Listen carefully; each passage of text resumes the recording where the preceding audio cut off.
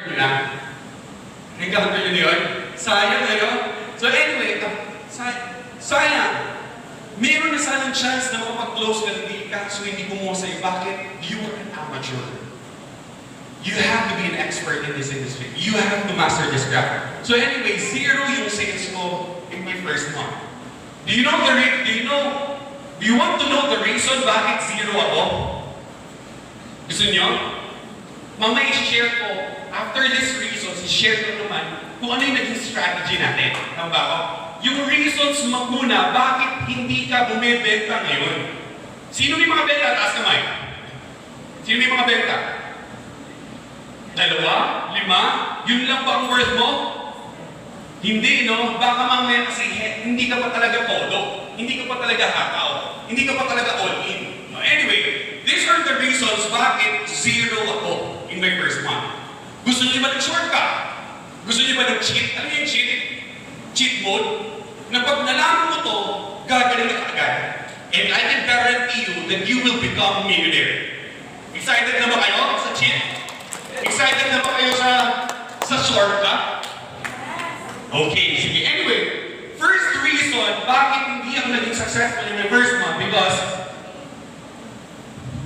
para makita sa likod, dodobling ko na lang. Are you familiar with this word? Doubt? Kasi baka mamaya, up to now, you are still doubting about the industry. Baka mamaya, you're not really believing that you can become millionaire. Naniniwala ba kayo na maging milyonaryo kayo? Naniniwala ba kayo na maging milyonaryo kayo? Naniniwala ba kayo na you can earn 10 million this year? Naniniwala ba kayo nun? Getting 10 million, madali lang ba? Hindi. Mahirap, no? Getting 10 million, mahirap hindi. Getting 10 million, mahirap hindi. Mahirap, getting 10 million, mahirap hindi. Mahirap, getting 10 million, mahirap hindi. Mahirap, getting 10 million, mahirap hindi. Actually, alam ko naman yung sagot nyo. Diba? Gusto ko lang marinig yung boses nyo. Anyway, getting 10 million, mahirap. Pero guys, ito, I will be ending my talk na malalaman mo at maintindihan mo, getting 10 million is so easy! Wow! Kita mo yung reaction ninyo? Talaga ba? Talaga ba? Diba? Seryoso ka ba sa pinagsasabi mo? Nakita ko yung reaction niyo? Assuming tapos na tayo sa top ko. Assuming tapos na ako sa top ko. Uuwi ka ngayon. Umuwi ka ng bahay mo. Umuwi ka doon sa mga kaibigan mo. Binento mo. Alam mo ba? Galing ako sa isang seminar na tinuruan kami, getting 10 million is so easy. Ano kayo may reaction nila? Ano? Ano may reaction nila? Itulog mo na yan. Di ba nababaliw na eh? Di ba? Tama ba ako? Kasi they don't know how to make millions. Pero anyway, I will be ending my talk. Getting 10 million is so easy. Maliit ba ang 10 million? Gusto mo laki ang yan? 10 million. Malaki hindi. Yan. Yan ang kikitain natin. Yan ang pag-aaralan natin. Okay na ba? Okay lang ba? Okay, so anyway, balik ako sa top ko. Baka kasi mamaya na you're still doubting about the industry. And guys, you are too fortunate. Sobrang swerte nyo na ngayon. Why? You are now seeing people who are already successful in the industry. May nakikita na kayong successful. Tama ba? Way back when I started, sarili kong manager, wala ko nagbenta. My colleagues were not selling. Sabi ko, ito yung magiging future ko. Tama ba ako? For example, nasa traditional employment tayo. I mean, kahit saan. Yung mga tao ahead of you, yun ang magiging future mo. Tama ba ako? For example, you have a supervisor. Someday kasi, you will become a supervisor. Someday, you will become a manager. Tingnan mo nga siya kung anong meron siya ngayon. Kasi someday, you will be like him. Tama ba? Eh kaso yung mga kasamahan ko, hindi pa rin successful. That's why, eto, nung first date ko, I was too motivated, I was too inspired. Eh, syempre, along the way, you will encounter a lot of rejections. Ang sakit pala ma-reject. Na-encounter nyo na? Na-encounter nyo na, ang sakit pala ma-reject. Tapos, first day, eto, yes, gayaman ako, yes, magiging successful ako. Third day, maraming rejections, maraming mga disappointments. Tinatanong mo ng sarili mo, yayaman ba talaga ako? Tama ba ako? Baka mamaya, you are already questioning yourself. That's why you are not selling. Diba? Again, swerte nyo na you are now seeing people who are already successful in the industry. Swerte na natin doon, no? Diba nga? It's like Thomas. Do you know Thomas? Sa 12 disciples? Diba? Sabi ni Lord, that are for those who are believing in me even they don't see me. Tama? So don't be like Thomas. Pwede ba maniwala ka muna before you, maniwala ka muna and then you will see the result. Nung bago pa lang ako, naniwala na lang ako eh. Kasi bakit? Napagod na rin ako sa routine. Unless you are enjoying your routine right now. Na you've been 5 years, 10 years, 15 years dyan sa work mo, ano nangyayari? Is there a significant change? Di ba sabi nga, if you want something you've never had, maging mayaman, mabili mo yung dream car mo, mabili yung dream house mo, then you have to do something you've never done. Tama ba ako? Kung na-burnout ka na dyan, then you have to change, you have to do something different para magkaroon ka rin ng different result. So anyway, at first, the reason why wala akong benta because I was in doubt. Mag-isingit ko. I'm a college graduate. 9 years ago, the only way to get clients was really to give out flyers. Mag-house to house, mag-car insert, yun lang yun eh. No? Kailangan ba ng diploma yun? Yung mag-fly rate? Hindi, no? So, of course, nung first month ko, may pride pa ako, may mga reservations ako. Ba't ko gagawin ito? Gwapo naman ako, pwede lang mag-artista na lang. Eto. Anyway, baka mamaya, assuming walang social media ngayon, kaya mo bang gawin mag-flyering din? Kaya nyo ba? I doubt it. Kasi bakit dati hindi ka nag-join with girls? So anyway, paano tayo nagbebenta ngayon? Social media na lang, online selling na lang. Tapos ngayon, nahihiya ka pa rin. Mas mahiya ka kung up to now, you are still dependent sa family mo, sa parents mo. Mas mahiya ka pag dumating yung panahon na may emergency, mamumutang ka, doon ka mahiya. Tama ba ako? So ngayon, the reason why hindi ako umenta because I have pride. College graduate ako eh. Di ba? Baka mamaya, ganun din ang reason mo, kaya hindi ka bumibenta. Online selling mo, nagbebenta kayo ako. Second reason, bakit hindi ako nagtaka? I was listening to the wrong people. Advice ko sa inyo, no? Be careful who you listen to. Di ba sabi ni Richard Branson, if you want to be successful, you have to listen to a successful person. You have to be associated with the successful individuals. Baka mamaya, kausap mo lagi, bago lang din, walang benta, tinanong mo siya, paano kaya tayo magkabenta? Anong sagot niya? Hindi ko nga rin alam eh, kasi ako din wala. Tama ba ako? O ngayon, mga kaibigan natin, uuwi tayo, pagka-uwi natin sa bahay natin, sinabi mo, galing ako ng training, paano kumita ng 10 million. Ano may reaction nila? Pagtatawa lang tayo, kasi they don't know how to earn 10 million. Tinanong sila, pre, paano kaya mo maging milyonaryo? Anong sagot nila? Hindi ko rin alam. Kasi bakit ako din hindi ako milyonaryo? So, the right person who can teach you how to earn a million is milyonaryo. Tama ba? Okay lang ba ako magturo sa inyo nun? Yes. I remember nung agent ako, dahil sobrang burnout na kami, pagod na kami saturate, flyering. Dumating yung point na nag-inuman na kami. We were too emotional at that time. Iinom kami, umiiyak kami nun dahil, alam niyo ba yung na-burnout ka? Na-burnout ka dahil talagang todo trabaho ka eh, todo hakaw ka eh. Tapos nag-breakdown ka. Ano yung breakdown? Yung iiyak ka na lang dahil sobrang pagod. Yun ang nangyari sa amin dahil sobrang pagod na kami. And then ito yung sinabi niya sa akin, Cherwin, if I were you, balik ka lang sa pagbabarko. Ako, balik na lang ako sa call center. Kung nagkataon, pinakinggan ko yun. Wala sanang showrooms ngayon. Tama? So again, be careful who you listen to. Be careful who you get advice from. Kailangan, pag hihingi tayo ng tips, gusto natin maging successful, dapat sa taong may resulta lang. Tama ba? Hindi pwede ka magtatanong doon sa unsuccessful yan. Kasi hindi pa niya napatunayan yun. So anyway, kasi eto kasi for the longest time naisip natin, again, be careful who you listen to. Be careful kung kanino tayo humingi ng mga advices. No? For the longest time, sa media, ang napapanood kasi natin, kaya na-instill sa utak natin,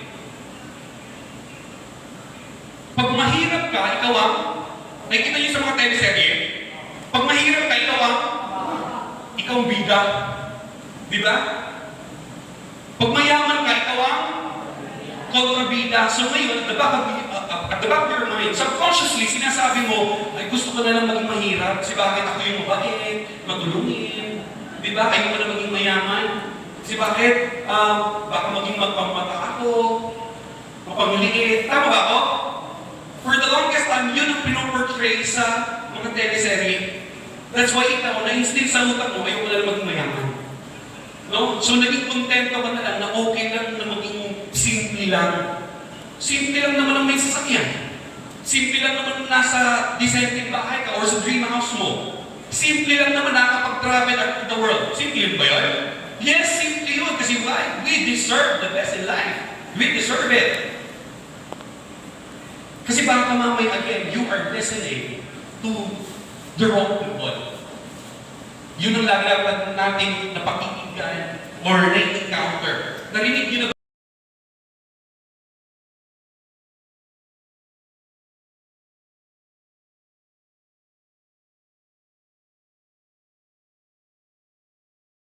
Mag-gitara, nag-curious ka, nag-join ka sa kanila, you will be dead event. Tama ba? So, in other words, kung sino yung sinasamahan mo, you will be like them. That's the law of association. Kung sino sinasamahan mo, magiging ganun ka din. Now, try to assess. Sino ba yung mga sinasamahan natin ngayon? Ano ba yung topic na pinag-uusapan nyo lagi? Chismis. So, in other words, chismoso ka na rin ngayon. Di ba? Again, if you want to be successful, yes, you can add me sa Facebook. Anytime you can PM me. Pero wag naman yung magsi-CA ka ha. Magkakash advance, wag naman muna. Mag-deliver ka muna ng sales. Then pag marami kang sales, yes, pwede ka naman CA, may karapatan ka na. So anyway, I will mentor you. Ito nga nagiging nakatawanan. Yung text mo, ito lang. Yung reply ko, ito. Bakit? It's my responsibility. It's my obligation really to motivate, to inspire you. No? Kasi gusto ko, the vision of Showrooms is really to make all of you maging successful. Gusto niyo ba yan? Gusto niyo ba lahat kayo? Okay na ba? Kung milyonaryo kayo lahat? Okay na ba? Then allow us to help you. Allow us to help you. Kasi kami actually, we're already living, I'm already living my dream. Nabubuhay na ako sa pangarap ko. Lahat. And once upon a time, again, 9 years ago, I was asked in an interview pa lang ako, Cherwin, who you want to be in the next 5 years? Sabi ko, I want to become a millionaire. I want to have my own company. It started from a dream. And ngayon, ito, nabubuhay na ako sa pangarap ko. Now, do you have dreams? May pangarap pa tayo? Ba't ba tayo nandito? Okay lang magtanong ako? Ba't ka nandito? Para sa pangarap? Why are you here? Okay? Why are we here? Okay? Para yung mama? Why are we here? Become successful? Ba't ka lang dito? To become millionaires sa pakinggan, no? Diba? Anyway, we will make sure na lahat ng pangarap ninyo matupad. Okay na ba yan? Guys, your success is also our success. Your failure is also our failure. Kaya we will make sure na turuan namin kayo. Kasi bakit? Again, we are business partners. Pag naging successful kayo, that's the only time we will also become successful. Okay? So anyway, pakinggan mo kasi yung mga tamang-tao. No? The reason why zero ako in my first month is because I was listening to the wrong people. Kayo ba? Meron ba kayo nito ngayon? Nasaan kayo dyan ngayon? One? Ano ba? Saan kayo dito? Ito yung third reason bakit hindi ako bumenta. If you will fail here, saan ka pupunta? If you will fail here, saan ka pupunta? If you will fail here, nag-fail ka dito. Nag-fail? Ano yung alternative natin? Go back to employment? Go back to employment? Ha? Employment? Mag-venture ng business? Ha? Go back to employment? Business? If you will fail here, ano gagawin natin? If you will fail here, gagawin mo. Balik sa abroad, tama ba ako? If you will fail here, saan ka pupunta? Business, venture to business. Ikaw, pag mag-fail ka, saan ka pupunta? Employment. Yung third reason bakit nag-fail ako, because meron akong plan B. The reason why you are not selling right now is because you are already distracted dyan sa plan B mo. Alam niyo ba yun?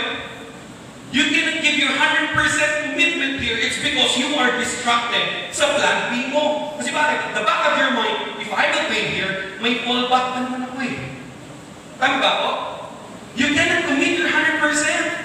Hindi mo maibigay. Pwede ba yun? You're expecting to make millions, pero you're only putting 10% of your time and effort. Pwede ba yun? The reason why hindi ka bumibenta kasi distracted ka sa plan B mo. Na nandito ka sa plan A mo, no? Meron ka lang kasing iniisip eh. Na plan B mo, if it will not work out, then I have my plan. Guys, pwede part-time to. Pwede part-time. Pero yung benta mo, yung resulta mo, pang part-time lang din. Kasi guys, sobrang dali na lang kasi kumenta ngayon eh. So definitely, bibenta ka talaga. Kasi bakit? May social media na. Eto nga, may social media ka na. Hindi mo naman ginagamit ng tama. Bago ka matulog, ano hawak mo? Pagkagising mo, ano hawak mo? Nasa CR ka, ano hawak mo? So see, most of your time, ang hawak mo is cellphone. Pero you are not monetizing it. Ilang taon ka nag-Facebook? 8 years? 5 years? 6 years? Pinagkakitaan mo na ba ang Facebook mo? Hindi pa, no? So, sayang kasi yung opportunity. Again, sobrang dali na lang kasi bumenta ngayon kasi may social media na. Well, kailangan pa namin mag-saturate before. Kailangan pa namin maglakad ng sobrang layo para magbigay ng flyers. Kumausap ng maraming tao. Na-reject kami, move on. Hanap ng iba. Na-reject kami, hanap ng iba. Kasi this is a numbers game. The more people you talk to, the more chances of winning. Parang loto lang, ano? Parang lottery lang. So anyway, guys, gusto niyo magbago? Gusto niyo magkaroon ng a different result? Gusto niyo? Gusto niyo this time maging successful ka na? Gusto niyo? Then tanggalin natin lahat ng balakid na yan. Okay na ba? Tanggalin niyo yung mga hindrances, yung mga barriers, kaya hindi ka nag-produce because meron ka nun eh. Tama ba ako? Nung tinanggal ko na, nag-all in na ako, why will I doubt? Ngayon nga, you are the virgin, nakikita niyo, may mga successful na tao eh. All you have to do is to venture them, to give your 100% commitment. Mag-all in ka na rin. Alam ko na for the longest time, pinakikinggan ko, puro mga negative. This time, I will change so that magkakaroon din ako ng different result. Magbabago ng result ako. That's anxiety, guys. Ito, uulitin mo lang din yung mga dati mong ginawa. It will end up the same result. Tama ba? So you have to change para magbago din ang result mo. Then this time, anyway, I've been working for 5, 10 years, 15 years, doon sa employment, doon sa trabaho ko, wala na nangyari, then eto, I will give a try. Mag-uuling kaya ako. Na wala ng reservations, wala ng plan B, wala ng fallback. Siguro magkakaroon ka ng different result. Tama? Nung ginawa ko dahil wala na itong lahat, from zero sales, turned 108 million. Pinapalakpakan yan. Basically, I earned my first million in my second month.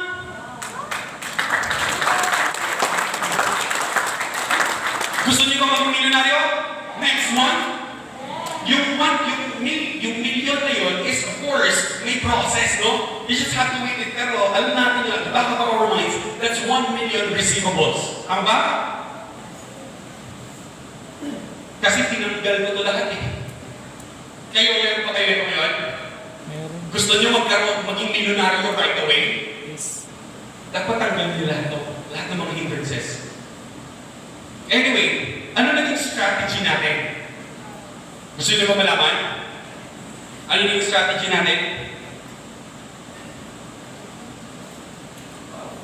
Social pala ito natin. Balintara. Okay. Naiintindihan ko, kanino ba kayo makikinig? An amateur singer or a professional singer? Professional singer. Professional singer, no?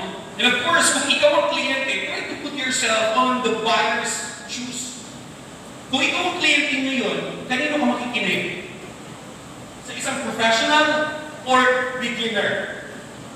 Professional. Guys, ang binibenta natin is worth millions. Why will I entrust my investment sa isang baguhan? Sa isang hindi marunong pa? You sounded sure. Di ba? Nung nakausap ka ng kliyente, narinig niya, parang baguhan. Kasi sobrang obvious pag bago tayo eh. Di ba? Kinakabaho ka pa, hindi ka pa certain sa mga sinasabi mo. Minsan, eto pa, teka, tatanong ko muna sa manager ko. Tatawag ka pa. So, kung ako ang kliyente, ba't ako magtitiwala sa iyo kagad? Tama ba? So, ako naiintindihan ko yun. So, ang gagawin ko, I have to master this craft. Kasi nandito na tayo eh. Then, make the most out of it. Again, same with pagbabasketball, pagluluto, hindi naman yung nag-try tayo dito, magaling tayo kagad, ano? Kailangan, you have to gain all the knowledge, equipped with the right tools and knowledge. Instead, kailangan maging consultant tayo. Guys, ano ba yung title natin? We are property consultant. Tama ba? Consultant. Ano sabihin ng consultant? We give recommendations. Kung may sakit tayo sa balat, sir, saan ka pupunta? Dermatologist. May sakit ka sa mata, saan ka pupunta? Ophthalmologist. Tama ba? Tama, no? Ngayon, bibili ng property, kanino pupunta? Property specialist, no? Ibig sabihin, kailangan specialist ka doon sa field na yun. Tama ba? Eh ngayon, try to ask yourself, specialist ka na ba? Hindi ba? So again, try to educate yourself. Educate, pagalingin mo sarili mo, keep on practicing, keep on learning. I remember nung bago nga lang ako,